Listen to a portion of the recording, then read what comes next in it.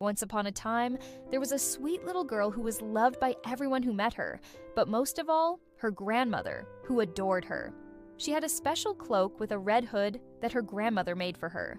It fit her so perfectly that everyone called her Little Red Riding Hood. One day, her mother called her to the kitchen, where she was preparing a basket of goodies. "Take this basket to your grandmother's house," she said. "She is ill and needs some food and medicine. Be careful on your way and don't stray from the path." Little Red Riding Hood eagerly accepted the task, feeling proud to help her grandmother. "I will be very careful, Mama," she promised, her voice full of confidence. Her mother warned her again, "Remember, stay on the path and do not talk to strangers." Little Red Riding Hood nodded and waved goodbye, excited to go. She set off down the winding forest path, the soft breeze of the woods carrying the scent of pine trees and flowers. The sun was shining brightly through the trees, and the birds sang cheerfully in the distance. She marveled at the beauty around her, the dappled light on the forest floor, the colorful flowers growing at the edge of the path, and the sound of the wind rustling through the leaves. As Little Red Riding Hood skipped along, her thoughts were only on the good deeds she was about to do. She could already picture her grandmother's warm smile when she arrived at the cottage. She didn't notice the dark shadows creeping in between the trees, nor the silent movement of the wind. She was too wrapped up in her own excitement. Suddenly, a rustling sound caught her attention. She turned and saw a wolf standing just off the path. He was tall and sleek, with dark fur and sharp eyes that glinted in the sunlight. The wolf looked at her with a sly smile, his ears twitching as if he were listening carefully to every sound. "Where are you going, little girl?" the wolf asked, his voice smooth and friendly. He sounded kind, but there was an underlying hint of something dark in his tone. Little Red Riding Hood hesitated for a moment, but then she remembered her mother's warning. She stood tall and replied, "I'm going to my grandmother's house to take her some food and medicine. She is sick, and I want to help her." The wolf's eyes gleamed, and he leaned in closer, his voice lowering. "How lovely of you, little one. And where does your grandmother live?" "She lives at the end of the path," Little Red Riding Hood said, pointing to the winding trail ahead of her. "It's a small cottage in the woods, just beyond the big oak tree." The wolf thought for a moment, his mind already working quickly. "What a lovely grandmother you have," he said, his voice dripping with false sweetness. "But wouldn't it be a shame if you didn't stop to admire the flowers or take a look at the beautiful things in the forest? Your grandmother can wait a little longer." Little Red Riding Hood felt a moment of uncertainty, but she was a curious girl, and the forest was so full of life. The wolf's words seemed harmless, and she did enjoy looking at flowers. "Well, I suppose a short detour wouldn't hurt," she said. "I will pick some flowers for grandmother." The wolf gave a sly grin as she turned off the path. Little Red Riding Hood moved into the woods, her eyes focused on the vibrant colors of the flowers that surrounded her. She picked a bouquet of wildflowers, bending down to gather the most beautiful ones she could find. Meanwhile, the wolf took the opportunity to slip back onto the path and hurry toward the grandmother's cottage, his footsteps quick and silent. As Little Red Riding Hood continued her journey through the woods, her thoughts were filled with the beauty of the flowers she had gathered. The forest was a place of wonder for her, with its tall trees swaying gently in the breeze and the soft rustle of leaves underfoot.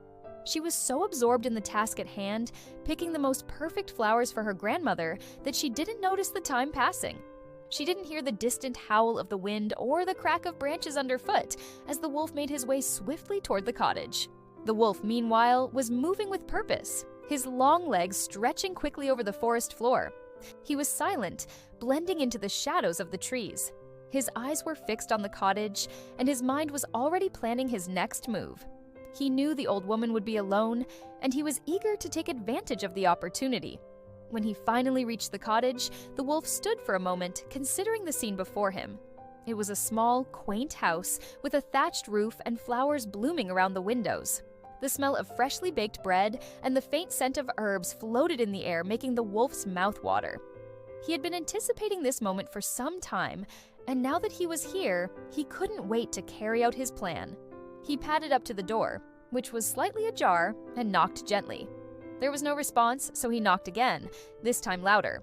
Moments later, a weak voice from inside called out, "Who's there?" "Why, it's me, your granddaughter, Little Red Riding Hood." the wolf said in a high-pitched, sweet voice, trying to mimic the tone of the girl he had met on the path. "Oh, how nice of you to visit, my dear," came the response from inside the house. The old woman was lying in bed, feeling weak and feverish, but the sound of her granddaughter's voice made her smile. She was so happy to know that the girl had safely made her way through the woods. The wolf grinned slyly to himself, knowing that his deception had worked. He waited a moment, then, in his deepest voice, said, "Grandmother, I have brought you some fresh food and warm blankets." "How thoughtful of you, my dear," said the grandmother, her voice soft with gratitude. "Please, come in." With that, the wolf pushed open the door and entered the small, dimly lit room. The old woman was lying in her bed, her thin frame hidden beneath a heavy quilt. The wolf could see that she was frail and ill, and a sense of satisfaction washed over him. This would be even easier than he had thought. "Come closer, my dear," the grandmother said, her voice trembling with exhaustion. "I want to see you better." The wolf crept toward the bed, his heart pounding in his chest. His steps were slow and deliberate, each one bringing him closer to his prey. As he reached the edge of the bed, he paused for a moment, watching the grandmother, who seemed so trusting and unaware of the danger looming in the room.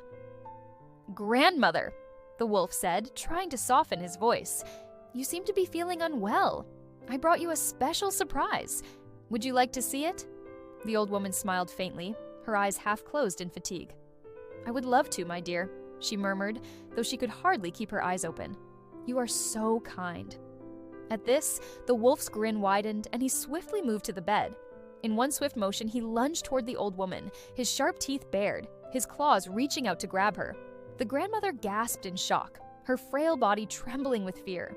She had no time to scream before the wolf struck, overpowering her with his strength. But just as the wolf was about to finish his grim task, there was a loud noise from outside, a sound of footsteps crunching through the path. The wolf froze for a moment, his ears pricking up as he heard the approach of someone on the path. It was Little Red Riding Hood, returning from the woods with her bouquet of flowers, completely unaware of the danger her grandmother was in. The wolf hesitated. If he didn't act quickly, the girl might arrive and ruin his plan. With a swift motion, he pulled the bed covers over the grandmother's body and hid her beneath the blankets.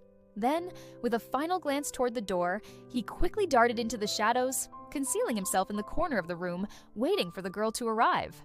Little Red Riding Hood, unaware of the looming danger, skipped merrily along the path, clutching the bouquet of flowers she had picked for her grandmother.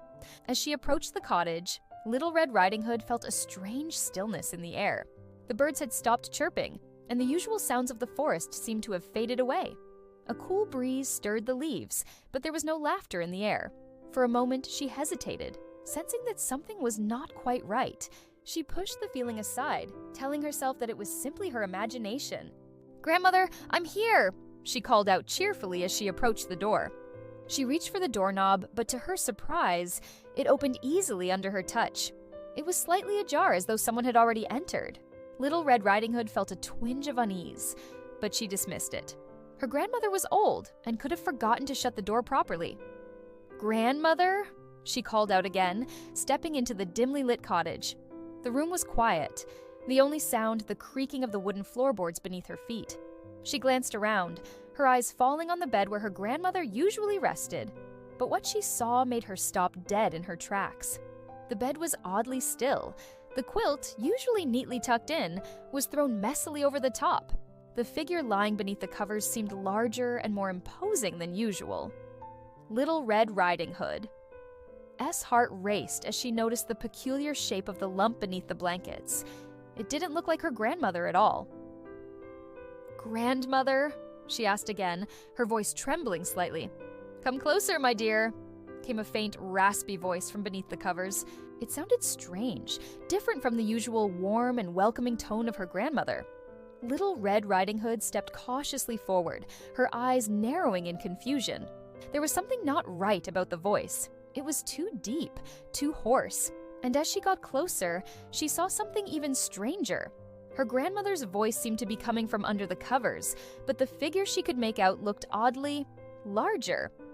"Grandmother, what big ears you have!" Little Red Riding Hood exclaimed, her words spilling out without thinking. She had been taught to notice oddities, and now she couldn't ignore them any longer. "All the better to hear you with, my dear," the wolf replied, his voice still strained, though he tried to keep it soft and comforting. Little Red Riding Hood took another step closer.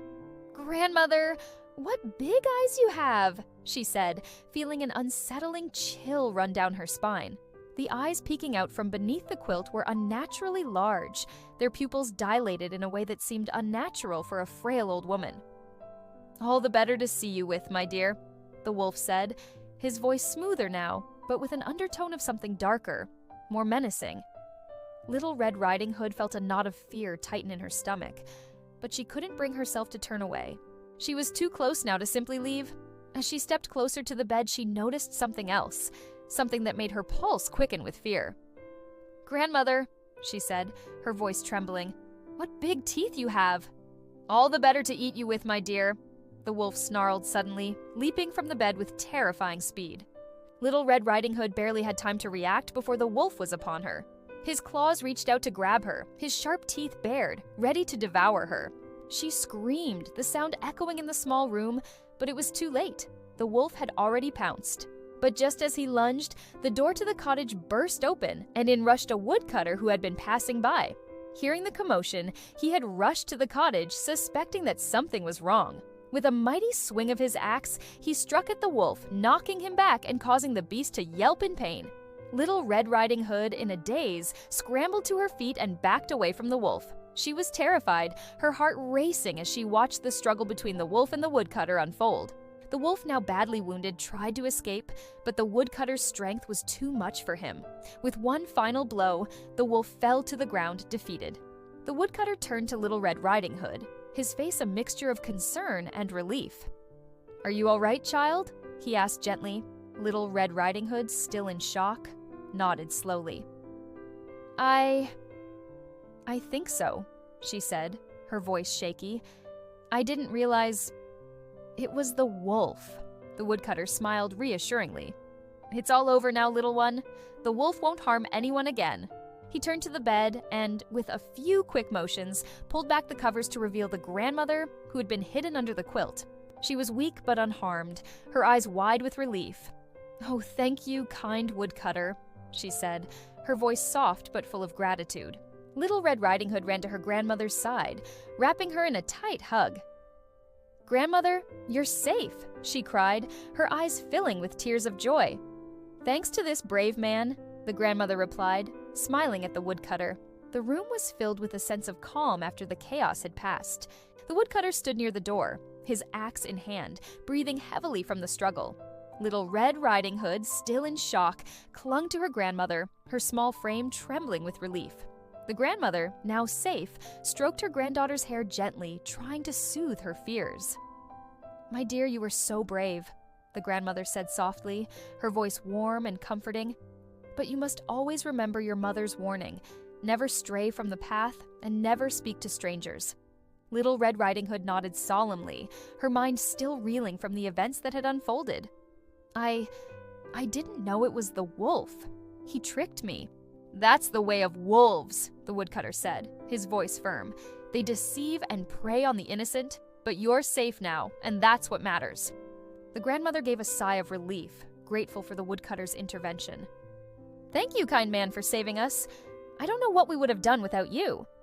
The woodcutter nodded modestly, his face softening. "It was nothing. I was just passing by when I heard the commotion. You're both lucky I was close." Little Red Riding Hood looked up at him, her eyes still wide with gratitude. "You saved us," she said simply. "Thank you." The woodcutter smiled and gave a small bow. "It's my duty. Now, both of you need to rest. That's what's most important." With the immediate danger gone, the woodcutter left the cottage, giving one last look to Little Red Riding Hood and her grandmother before he disappeared into the woods. The air was much quieter now, the forest returning to its peaceful state, and the sun slowly began to dip below the horizon, casting a warm golden glow across the landscape. Inside the cottage, the grandmother and Little Red Riding Hood sat together by the fire. The old woman wrapped her arms around the girl, pulling her close. "I'm so glad you're safe, dear," she said, her voice tender. "But promise me you'll always be careful when you walk through the woods." "I promise, grandmother," Little Red Riding Hood whispered, her voice thick with emotion. "I'll never stray from the path again." They sat in silence for a while, the crackling of the fire the only sound in the room. Little Red Riding Hood couldn't help but think about the strange events of the day. The wolf, his deception, and how close she had come to danger. She shuddered at the thought, but her grandmother's comforting presence made her feel safe again. As the night fell, they ate the food Little Red Riding Hood had brought, and the grandmother told stories of the past, of times when the forest had been a place of mystery and magic.